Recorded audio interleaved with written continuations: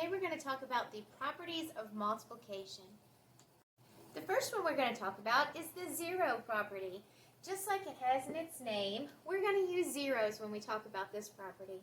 So if I have 43 times 0, it's going to equal 0 because any number times 0 equals 0. So if I have 9 times 0, it equals 0. If I do 0 first, times 11 still equals 0. So the zero property means any number times 0 equals 0.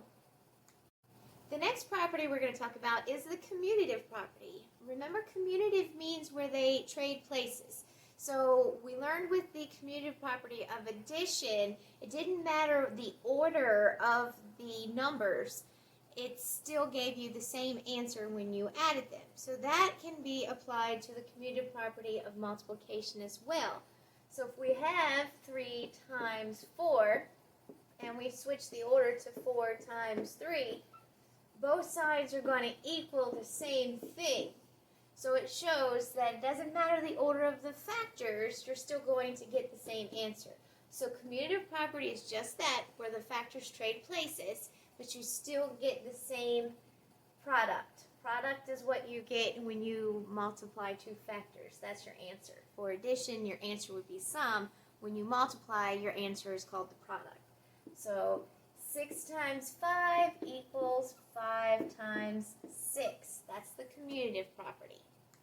The associative property is next, and it's the one that has parentheses with the numbers. So if we have 2 times 5 times 6, on this side the same numbers would be used. The order does not change, but the order that you multiply them will change when you add your parentheses.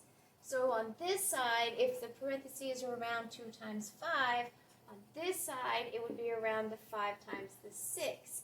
Now you would still get the same product if you did 2 times 5 and you got 10, and then you multiplied it by 6, you would get 60.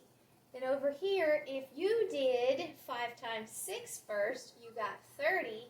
Then you multiplied it by 2. 30 times 2 also gives you 60. So the order that you solve them does not change the product. That's associative property. The last property we're going to talk about is the distributive property. This one gets a little tricky.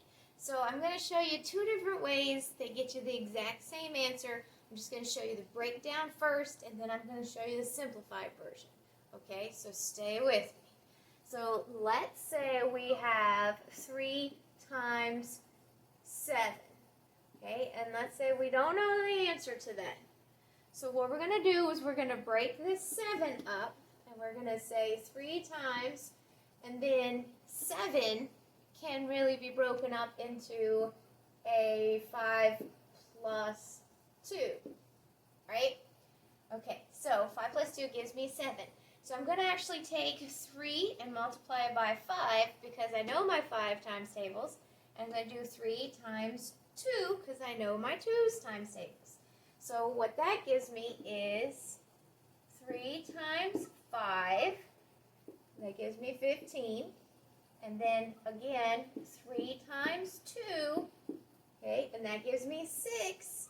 And then what I would do is I would take the 15 plus the 6, and when I add that, I get 21. So really what I did was 3 times 7 equals 21. But since I don't know my 7 times tables, I broke the 7 up into a 5 and a 2. I made it into 2 smaller multiplication tables and solved it that way. Now, I'm going to show you another way to write that. I'm going to use the exact same thing. That one was me showing you all of the different steps. But this one shows you the same thing, just simplified. So instead of writing 5 plus 2 gives me 7, I do this. 3 times 5 plus 3 times 2. Okay, so this is showing you the end thing because 5 plus 2 gives me the 7, and I'm already distributing this 3. So I'm going to do the 3 times the 5 and then the 3 times the 2. So it still gives me the same answer. Okay, so 15 plus 6 still gives me 21. 3 times 7 gives me 21. They equal. That's the shortened way to do distributive property.